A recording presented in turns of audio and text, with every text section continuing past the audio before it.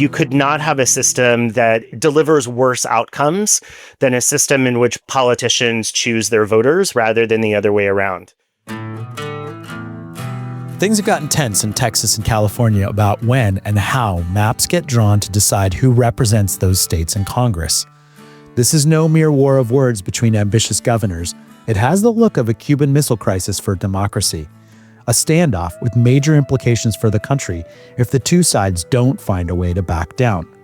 One side is making a brazen, off-schedule redistricting push to rig the election and lock in power. The other side is threatening to retaliate with rigging of its own. It's a tit-for-tat race to the bottom, and the biggest losers, they'll be the voters who want fair representation. And this serves as a crisp reminder that our voting system's wiring, not just our partisanship, may be among America's most fundamental problems. I'm Greg Ammerfell, and this is Pacific Time, the show that asks bold, practical what-ifs about the West Coast. Today we're talking about election design, not election drama. In the spotlight, gerrymandering, ranked choice voting, top 2 primaries, and even expanding the House of Representatives so representation matches population. If you've ever thought, my vote doesn't matter, Ashley Brown has receipts. Ashley is a senior marketing leader who spends his free time digging deep into how democracies actually work and how to fix ours. He argues that when politicians pick their voters, moderation dies. Primaries become the real election, and trust in government collapses. But there's another path, one paved with independent map-making, smarter ballots, and lessons from places like Australia, New York City, and Alaska. Could we build a system that rewards persuasion over purity? Could the West Coast lead the way? Let's get into election design with Ashley Brown. And maybe it would be helpful if I talked a little bit about how I fell into this in the first place. I did both my undergrad and my graduate work in international relations, and I specifically was very interested in comparative systems of government, particularly federal systems in sort of the modern era, if we think sort of the post-World War II period, which was very interesting because the post-war period gave us this opportunity as allies and victors in the war, particularly to think about political systems from a blank slate. It was clear that the particularly Japanese and German systems of government would need to start over. And so we collected some of the brightest political minds to essentially devise what would be the perfect democratic system of government if we could completely start over. And then I continued to fall into this rabbit hole of, I was specifically interested in studying Africa. So how could federal systems of government or new political systems really aid or influence the development of Africa? Because in a post-colonial period, they were also in many ways starting from scratch. So that's how I fell into psephology, which is the study of elections. And it's never been something that I've done professionally, but it's been something that's been an abiding interest for the last easily 30 years. So that's how I ended up on this podcast. Yeah, and you've shared some of your writing with me, and I think it's so cogent and so articulate. I'm really excited for this conversation. And here we are in the summer of 2025 when election systems are in the headlines almost every day. I mean, the summer started with Zoran Mandani beating Andrew Cuomo in the New York mayoral primary in a ranked choice election. And now we're in the midst of Governor Greg Abbott of Texas, at the suggestion of President Donald Trump, contemplating an off-cycle redistricting of Texas in a way that is meant to explicitly advantage the Republican Party, or whatever it ought to rightly be called right now, in the 2026 congressional midterms. And you have Governor Gavin Newsom of California saying we're gonna fight fire with fire and do the same thing in California. So these issues are not abstract and theoretical. These are ripped from the headlines and very, very relevant at the moment.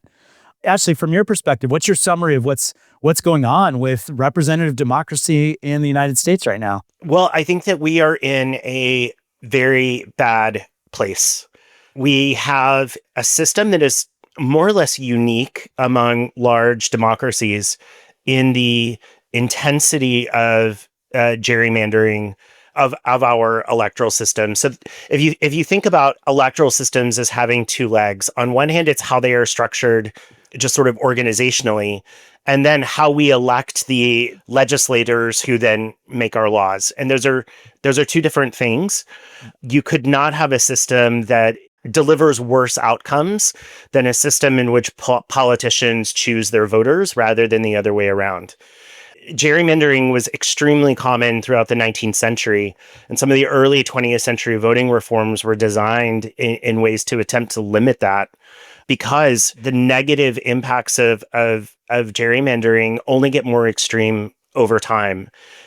Particularly in our system where we have now limited the number of representatives that you can elect to the House. And just so we're defining terms as we go, could you explain what gerrymandering is? Sure. So gerrymandering is the partisan drawing of electoral boundaries. Namely, in this country, after each decennial census, the states are allocated based on population, the number of members of the House of Representatives that they can elect. And then in the state legislatures of those states then meet and decide within certain boundaries, namely a deviation from the average of population, what the boundaries of those electoral districts will be. In most states, the state legislatures are themselves controlled by one party, and that party then draws district boundaries at both the state and federal level, I might add, that tend to lock in the advantages of that political party, in many cases for the next 10 years. And what you're seeing in Texas today is a threat to do that redistricting again mid-cycle to advantage even more an already existing Republican bias in the Texas congressional map. That is due to the extremely small majority that the Republican majority currently holds in Congress, 5 seats. And Texas remains the largest pool of seats that can be redistricted to give Republicans at least a theoretical structural advantage to make up that deficit without having to actually win any more votes. What do systems like ours do that is supportive of building connection and trust? And what do systems like ours do that work against that goal? So if I'm understanding you correctly, like, are you asking what do we do right and what do we do wrong, essentially? Sure. It's difficult to think of a lot that we're doing right, to be honest, in my opinion. Our elections are equitable. We have a lot of focus on security and integrity and accountability and accuracy. Those are all great things. But our system is also increasingly focused on ever stricter voter ID laws, felony disenfranchisement in many states, restricting absentee and early voting. Those are all very classic voter suppression tactics that are designed to narrow the pool of electors who then choose representatives who are ideologically more aligned to them. And then again, gerrymandering means that those politicians are in effect choosing their voters. There's a very common practice called cracking, in which urban areas are cracked into multiple congressional districts so as to dilute the power of those cities. So I would say that just on an election administration level, our elections have never been more secure. You know, my summary is that the American election system is doing something right in terms of security and integrity, but in terms of making moves that build trust and cause people to want to participate in the process, it's really not working very well. No, because what it lends itself to is increasingly extreme viewpoints at either end. Because politicians don't have to appeal to the broad swath in the middle, they take increasingly extreme positions on both ends. In the last election cycle, 435 House seats, only about 20 of them were competitive. And that is defined as outcomes within 5% of even. That is, 90% of us, therefore, live in districts where no matter how we vote, it doesn't matter. Either our vote is aligned with the overwhelming majority of that district, or we face an almost semi-permanent minority in a district until we get drawn into another one that is more aligned to our beliefs. So Ashley, you just used the line that I think is such a familiar cliche, which is "my vote doesn't count." it's so widespread that it almost feels like it's the civic religion, that participation's a little bit naive. Yet, are there states, cities, countries where participation is demonstrating that it has real impact on the outcome of elections? It's interesting. So I would take us to Australia, where they've had ranked choice voting at the House of Representatives level since 1920, and then a form of ranked choice voting at their Senate level since 1949. So over a century of this idea that no vote is ever truly wasted. You rank your candidates in order of preference, and they keep getting realigned. Australia also marries that with an independent electoral commission. So partisan politics or prior voting patterns have no impact on how electoral districts in Australia are drawn. And you see substantially more competition at the parliamentary level. But even in a ranked choice election, the candidate who comes out in the first position after the first distribution of preferences still almost always goes on to win. Different electoral systems seem to do a better job of driving candidates to the center to appeal to a broad range of opinions and moving away from the extremes on either side, more so than they seem to radically change the outcome. Australia also has compulsory voting, which is interesting. You get a fine if you don't vote, but the fine is very modest. And it's instructive that comparatively only a tiny proportion of the electorate ends up getting fined for just non-participation. In fact, participation rates, there's every evidence that participation rates would be super high regardless. It's interesting, like if we don't do anything about gerrymandering here, we can only expect to get representation to get more skewed. Seat shares would diverge further and further from the vote share. More safe seats, as politicians draw themselves into safe seats, that drives fewer and fewer competitive races. Because of our system of primaries and then lopsided districts, polarization over the last 40 years has only accelerated. I think we can all agree that we have more hardline candidates on both sides than we've had in the past, certainly. Primaries tend to actually decide elections rather than the elections themselves. So in many places in the United States, the election is over before the opposing party even has the opportunity to vote. And then you're going to see policy divergence between states, and you're going to see that grow. Red states moved further to the right. Blue states will move further to the left, knowing that their delegations are essentially locked in for the next decade, and it's very hard to switch a state delegation from one party to the other mid-district. And that has the effect of making our national politics feel more like two parallel tracks rather than a shared political system in which we're all operating. And then I think what we're also starting to see is that the courts become overwhelmed. Lawsuits all across the spectrum, challenging maps, challenging actions. The Texas redistricting case will almost certainly land in court, as would any Democrat tit for tat. If California moves to do the same thing, that's unwinding a citizen election commission there. So I think you're going to see more and more election cases not being litigated at the ballot box, but you see them litigated at the doors of the courts. I want to go further on ranked choice voting, but before we do, I think it's also worth noting, and correct me, I mean, in this most recent presidential election, which no sensible person seems to dispute was won clearly by Donald Trump, only about 150 million adults in the U.S. voted out of a population of on the order of 330 million. That's pathetic. It's unbelievable that something as important as our presidential election would be decided by less than half of the people eligible to do so.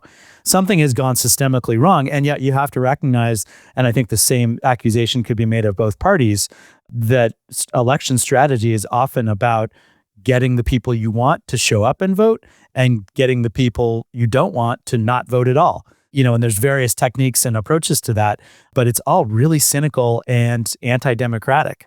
I think there's an interesting debate these days about optimistic, philosophical theory versus practical, bare-knuckled politics.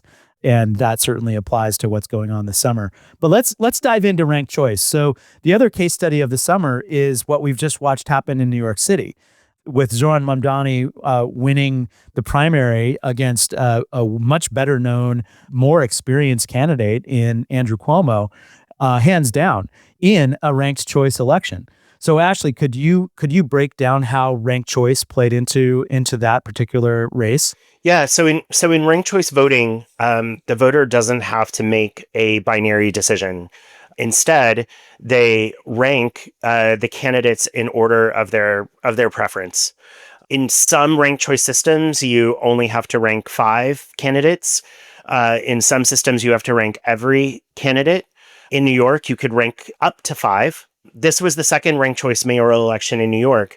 And it showed that the body politic in New York was not only getting very used to ranked choice voting, but better understanding how ranked choice voting and coalitions and preference deals, if you will, work. And this is something that's very common in ranked choice voting systems, because if you're not someone's first choice, then there's a very powerful incentive to want to be their second choice. And also in a ranked choice system, if all of the candidates can agree that one of the main candidates is the worst possible option of all, they can encourage their voters not to rank that person at all, which means in no circumstance would they get a vote. And in a ranked choice system, on election night, all first preferences are tallied. The candidate who got the fewest number of first preference votes is eliminated. Then all of that candidate's second choice preferences are allocated, and so on and so forth, until you eventually have 2 candidates left, one of whom by definition must get 50% of the vote. There's a small asterisk there, that in the sense that there are a relatively small number of electors who have ranked their ballots in such a way that they are what is called exhausted, meaning they no longer have preferences that can be reallocated to a candidate who's still in the race. So that's a bit of an asterisk. But what was interesting about New York is the number of exhausted ballots in New York fell dramatically in this election, which means that the population of New York City had a much better understanding of how ranked choice elections work. And then you saw the very famous preference deal between Zoran Mamdani and Brad Lander, where Lander encouraged his voters to rank Mamdani second. So when Lander ended up being eliminated, a significant chunk of his votes were then reallocated to Mamdani. Cuomo, who of course is the candidate that you're talking about, did not do any preference deals, and so missed out on many people's second preferences or even third preferences. And then there was a significant movement among the candidates to encourage their voters not to rank Andrew Cuomo at all. Which means he only benefited from sort of his first choice ranks, and did not benefit from many voters' second, third, fourth rankings, and so got no redistributions. Yeah. So, I mean, it's so interesting in the narratives about that election. I mean, it was sort of Cuomo, the old school establishment Democrat, full of himself, despite his scandals, having been the governor of New York, against this young upstart nobody'd heard of. And I'm guessing he didn't even regard Mamdani as his primary competitor. And then, Mamdani, by contrast, progressive, young, energetic, relatively inexperienced, but, seemed to understand the strategy of ranked choice far better than Cuomo, and knocked on doors and made himself very visible and very likable in public and in social media in a way that made it easy to make the case for him as one of your top few choices on the ballot. And I also think it's interesting that Mamdani adopted a strategy of essentially leave no voter behind. He wrote off no borough, he wrote off no neighborhood, because I think he really understood that even if you're not going to be someone's first choice, there's a value in being their second choice or even their third choice. In that New York mayoral election, they did a batch elimination because after the first preferences were distributed, so many candidates were so far behind, they could not mathematically make up. So candidates benefited from being people's third and fourth choices, even down that ballot, which I thought was interesting. Many people have said the New York primary was interesting because Mamdani was in first place after first preferences, and that's true. But what ranked choice did for New York City was it turned a relatively modest win by Zohran Mamdani into a decisive one. And an outcome that I think you can argue reflected the will of a majority of New Yorkers who voted in that election. Another thing that gets said about ranked choice is that it's a tool for moderating the outcomes of elections. And from the perspectives of many people, Mamdani is not a moderate candidate, at least from the perspectives of, kind of political commentators. What does his win say about moderation in ranked choice? Well, it'll be interesting because, we obviously have not gone into the general election yet. So I expect we will see, as the pool of voters expands from a primary to a general election. There are also Republicans in the race, in Curtis Sliwa and other candidates. You will probably see a tack to the center to appeal to a majority of New Yorkers. There are things that changing the voting system also can't fix. And I'm opening the aperture beyond New York, but ranked choice voting, for instance, can't solve geographic sorting. Democratic voters tend to be heavily concentrated in urban areas. Rural areas rural and suburban areas tend to be more conservative. Ranked choice voting is not going to change those voting patterns, right? It's just a fair system. In order to change that, you would have to change the structure of how we elect a legislative body. We also sort ourselves into tribes. There's a lot of research that shows that your political values tend to be pretty locked by your early to mid 20s, and don't change significantly over time. It might be that voters in New York are just demonstrably more left of center than your average New York voter, which I would argue I don't have data on that, but I think that anecdotally makes more sense, and the country as a whole. And then, the politics of urban centers are very different than the politics of rural ones and suburban and peri-urban areas. Like, a voting system isn't going to change that. And in fact, you saw, in that New York primary, a large number of candidates who were to the left. I mean, I think what you might be saying, one interpretation of that is somebody else's definition of moderate is not necessarily what the majority of New York voters see themselves as. Now, we'll see what happens in the general election, but the predictions at this point are that Mamdani is the clear favorite. And, perhaps, what ranked choice did was help the majority viewpoint kind of coalesce around this one, very exciting kind of young political star. Exactly. What about ranked choice elsewhere in the country? What are other examples of how it's operated? So I would say my favorite example of how it works elsewhere in the United States is Alaska, which is a really interesting example because it's a ranked choice voting state that isn't gerrymandered. It only elects one member to the House of Representatives and two senators. And so in the primary there, the top four vote getters move on to the general. They can be from any party. And then there's a ranked choice election among the top four. And that resulted in Mary Peltola winning the election in 2022 against Sarah Palin as a Democrat. And I believe she was the first Democrat elected statewide in decades. And she defeated what was perceived to be a more extreme Republican candidate in Sarah Palin. It's also interesting, Lisa Murkowski, who is one of our most bipartisan senators, is also a byproduct of that system. So I think in Alaska, when you combine a state that is not gerrymandered with a ranked choice voting state, you can see it gives us more moderate candidates from both sides who try to speak to the greatest number of electors when they face the voters. So Ashley, why aren't more states and cities running on ranked choice elections? So what's interesting is you're seeing a broader pickup among cities. Our hometown, Seattle, is of course moving to ranked choice voting in the next round of municipal elections. I think the reason that you don't see more adoption of ranked choice voting is because the elected representatives who run those states today have a vested interest in keeping the system as it is. Only 8 states have any form of independent redistricting commission. And this gets into the structure of our bodies. But those states are California, Washington, New York, Colorado, Arizona, Idaho, Michigan, and Montana. Idaho and Montana only have 2 representatives. So there's a limited amount of gerrymandering that can happen. you see a greater adoption and a greater interest in ranked choice voting where gerrymandering is less. And that's simply because there is no incentive in states that don't have some form of independent redistricting to change the method of election either. They directly benefit from a binary choice, which also incidentally locks out potential third-party voters as well. And just briefly, could you talk to the distinction between ranked choice voting and its close cousin, top two voting? Yeah, so ranked choice voting, as I've described, is any number of candidates. You rank them in order, one to whatever. In a top two system, which we have here in Washington, which we also have in California, all candidates run in the primary, regardless of political affiliation.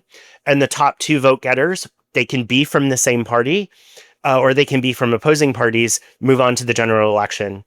So where we live in Washington State, we live in Seattle, we often see two Democrats running against one another. In more rural parts of our state, we often see two Republicans running against one another. And in suburban areas, it's common to have a Democrat and a Republican in a race that would be very familiar to most Americans.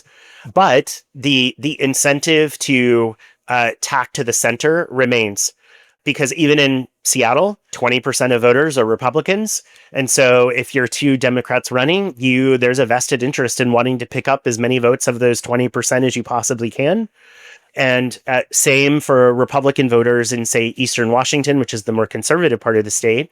In any election in Eastern Washington, there's still 30 to 40% of electors who are Democrats. And so you want to appeal to those candidates as well. All right. So there's two other topics I want to shift to. You've talked a lot about gerrymandering today, and that's obviously in the headlines right now with the redistricting debates that are happening in Texas and California.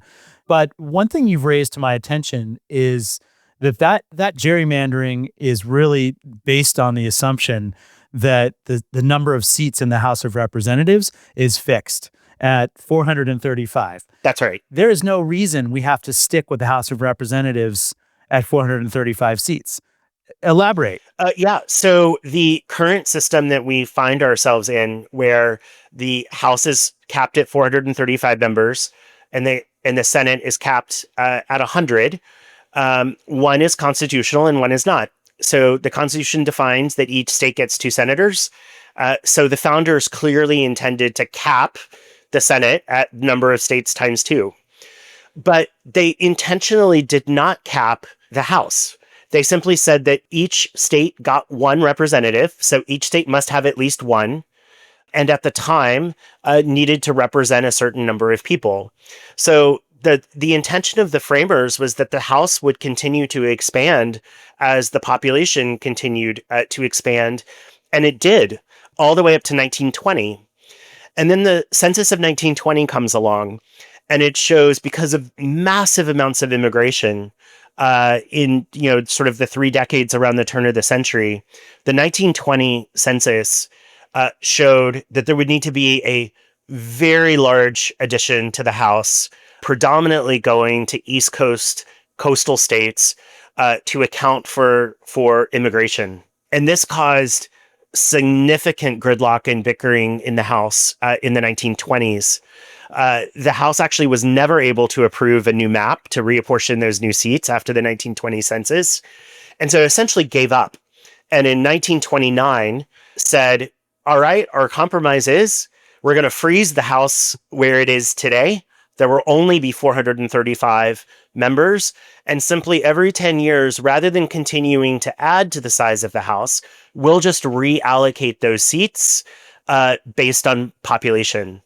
And so that introduced, I think probably unwittingly at the time, the beginnings of the rural bias that we now see in the Electoral College. Because the Electoral College is, of course, both the number of seats in the House plus the number of seats in the Senate by state. Well, it means that as the House was capped, rural states became increasingly overrepresented in the House, and thus overrepresented in the Electoral College, gives us a lot of the structural imbalance in electing the president that we see today. And it was never intended to be that way. And so let's give some texture to that point. I mean, I think what you're saying constitutionally is that the formula is set, 2 senators per state. till the number of states changes. But the size of the House is set by a law that could be changed with a new vote of Congress That's right. and would require the House to approve, the Senate to approve, and the president to approve, correct? That's right. So that's interesting, and we'll come back to the politics of that in a bit. But again, put texture on the misrepresentation. So what is our smallest state by population? Is it still Wyoming? It is. I think has a population of less than 600,000 people, and so they get one representative for 600,000 people in Wyoming. California has a population of 40 million people and has a congressional delegation, I think around 50, and maybe a little bit less in the House. So that puts their districts at something like 800,000 people. So there's a what is that? A significant, a 50% difference in the size of a district in California to the size of a district in Wyoming. In other words, we can quantify the amount of how poorly represented Californians are in Congress. Yes, absolutely. And I would extrapolate that to any large state with a large population is missing. We're not talking one or two seats underrepresented. We're talking about they're missing dozens of seats in the House. I would have to go back to it. I did this calculation for an essay I wrote, but I think California is missing something like 20 House seats that if we adopted a more equitable distribution of and size of the House, they would get.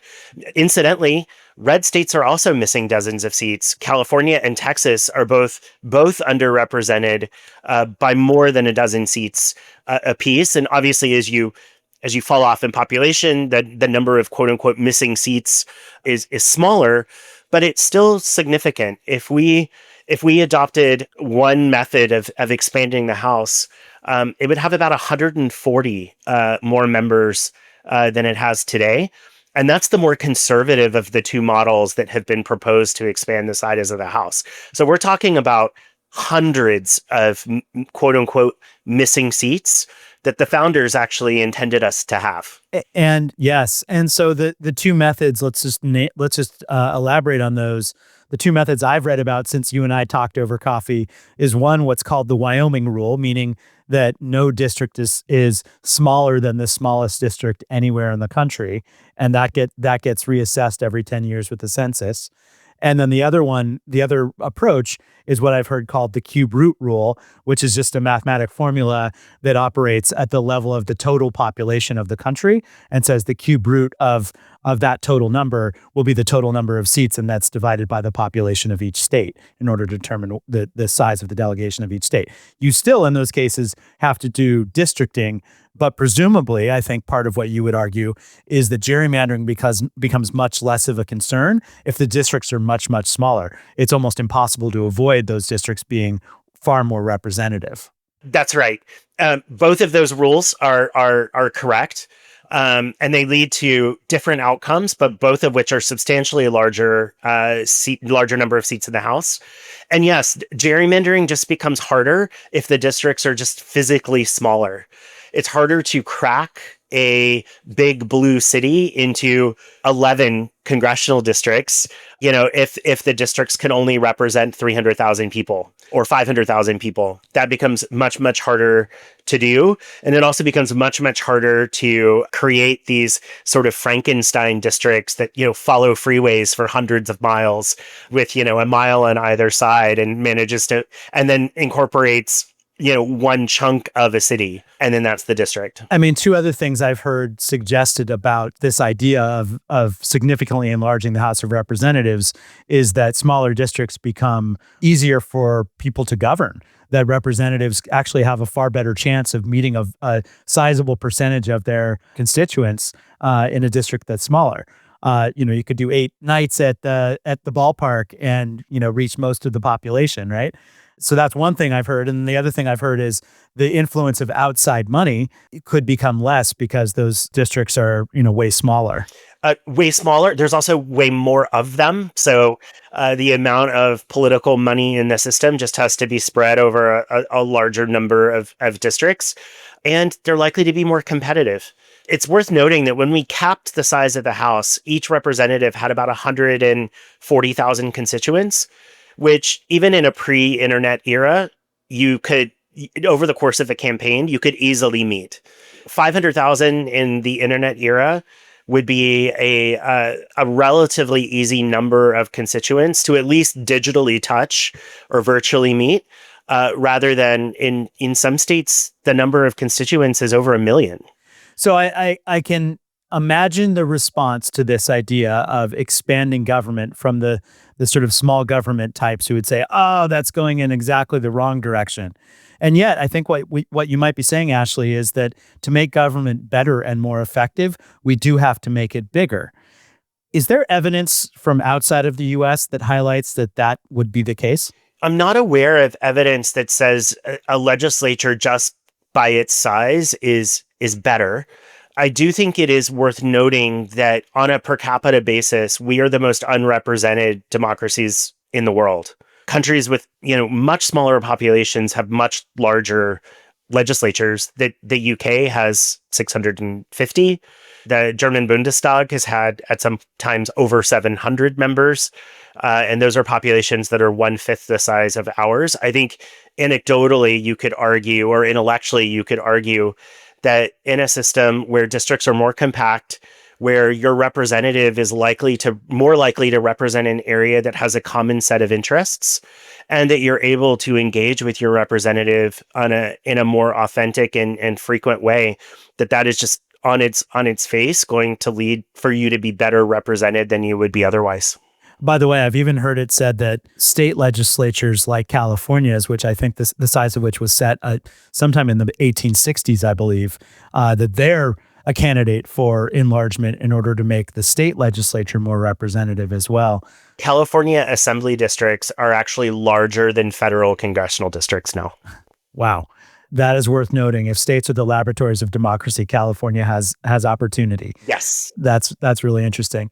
Another recent guest on the show, another former Microsoft colleague of ours named Michael McGalley, has made the case as we assessed the brand of America and the brand of the West Coast. We also looked at the brand of the two parties and the two-party system. Could we also talk about proportional representation? A, what it is. B, how that might dovetail with this idea of legislative enlargement. Yeah, sure. So first of all, proportional representation is simply the number of representatives from a party is roughly proportional to the number of votes that they get in a defined geographic area. That geographic area can be the entire country acting as essentially one constituency. So we all went to vote for the House of Representatives, and instead of voting for people, we voted for parties. And then the parties decided who those representatives are. That is the most common form of proportional representation in the world. Then there are also more unique, and a lot of these are based on for historical reasons, proportional representation based on subnational units. So by German states, for instance, are proportionally elected. Regions of Japan elect members to the upper house there on a proportional basis by region. But broadly speaking, you vote for the party, not a person. And then the number of representatives from that party are based on the proportion of votes that they get. Got it. And so the theory of that is it breaks the duopoly of a two-party system and allows for third parties to join that the more major parties then have to kind of deal with and build coalitions with, correct? Not only does it allow third parties, it often allows fourth and fifth parties. And then it also makes getting a majority, any one party getting a majority, quite difficult usually. And so coalitions become the norm, not the exception, which you could argue leads to better policy outcomes as parties who have, in some cases, ideologically different, if not opposite beliefs, have to negotiate with one another to get legislation and policy advancements forward. Does it slow the pace of government? Probably, in the sense that coalition agreements take time to negotiate. There are often carve-outs to those coalition agreements. So a party may be in a coalition with another party, but say our policies on defense are non-negotiable, or Social Security are non-negotiable. Whereas in our system, as it's currently architected, one party always has the majority, and thus can move legislation faster, if you will, as long as that party can agree amongst itself what legislation, to move forward and not lose too many of their own members, to defections. So it's certainly, our system is less messy. True. Although it's interesting, I think another take on it is our system hides its mess in the junk drawer better. The two parties are not actually neatly divided. The Democrats have moderates and progressives and single issue people, and the Republicans have MAGA, and they have more of the sort of Bush Reagan style conservatives. So they're trying to hash out, and I think I'm giving short shrift to the number of divides that exist within the two parties, but those exist. They just are getting hashed out behind closed doors. Well, and if you think about it, in a purely proportional system, there's no need to have big tent parties, because every ideological viewpoint can be its own party without there being any of the downsides or negative consequences. Because your number of seats is based on the number of votes you get, let's call it nationally, you can appeal to a relatively small number of people and still get elected, which, you have parliamentary systems that have, in some cases, dozens of parties. Interesting. What else is coming to mind is my conversation with Dan Walters, the longtime commentator on California politics. He was observing that California, and really this is true of the whole West Coast, has become a single party, single party state, single party region dominated by the Democrats. I mean, there's something, if you're a Republican in California or in Eastern Washington or Eastern Oregon, there's something about proportional representation that's music to your ears, because you are also concerned that you are not well represented in decision making in your state capitals and even in the kind of outcomes of federal elections in your state. Correct? Yes, I would think so. Well, I would say that's probably less of an imperative in California and Washington, because we have independent redistricting commissions, which doesn't take partisan affiliation into controlling those districts. And we have top two systems.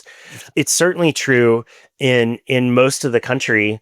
Any state that is sort of overwhelmingly right or left would benefit from a degree of proportionality in an electoral system, for sure. That includes Republicans in Maryland and New York, as much as it includes Democrats in Idaho and Utah and West Virginia. So let me ask this question, which I mean to be provocative and not dismissive. Is this so much pie in the sky, talking about election system reform in a time when partisanship is so pitched and so strong, and really the democracy itself is kind of up for grabs at the moment? Is this too theoretical, and should we be talking instead about just how to counter every move that MAGA Republicans are making, or are election reforms part of our salvation?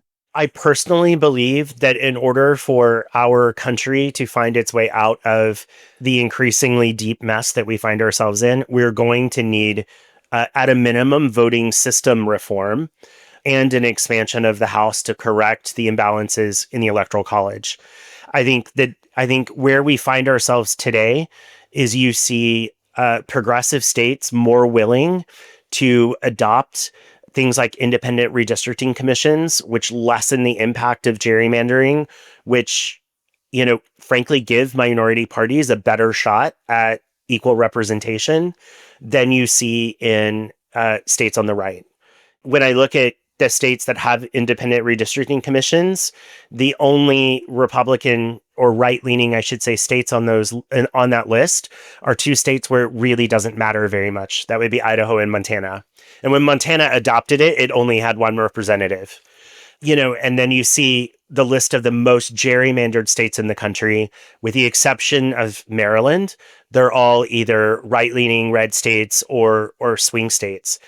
The problem and the sad reality that we find ourselves in is, in order for California and the left to fight fire with fire, they're likely going to have to unwind some actually truly progressive innovations in voting reform that have already been made.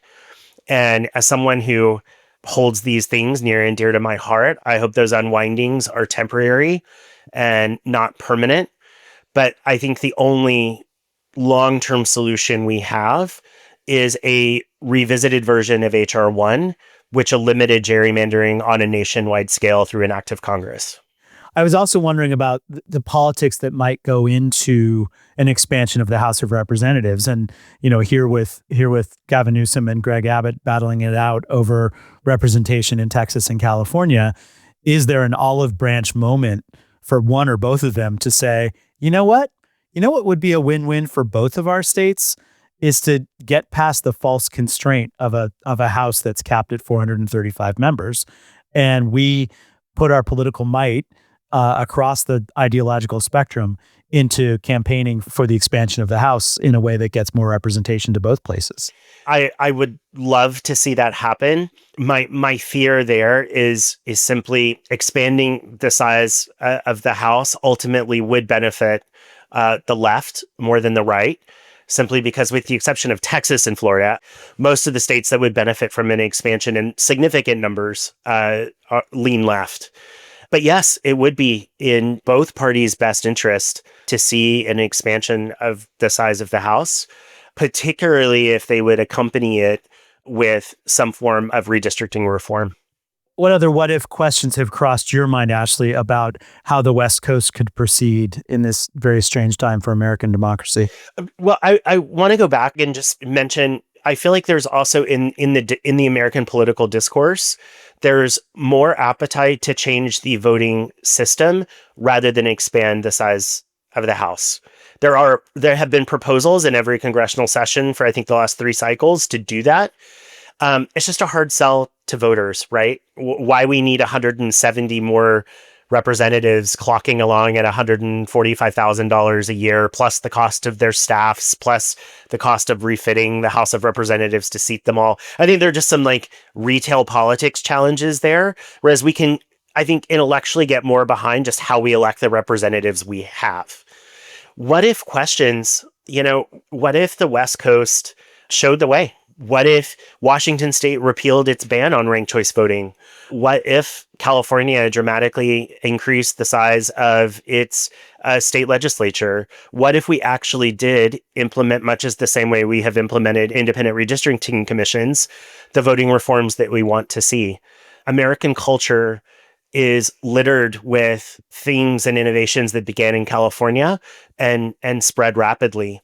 And so, California itself is a country, sort of practically, functionally, and economically. I think it could be a powerful beacon for voting reform, and that would lead to tangible benefits for Californians. There is a sense of alienation in California for people on the right who are 40% of the population, but to your point, effectively locked out of any political power. That was Ashley Brown. Today's takeaways: 1. Maps matter. When politicians pick their voters, competition dies and extremes thrive. 2. Ballots matter. Ranked choice turns wasted votes into coalitions and rewards candidates who build second choice trust. And 3. Scale matters. A house that's too small guarantees distorted representation and perpetuates our hand-wringing, real hand-wringing, about the Electoral College and the role of money in politics.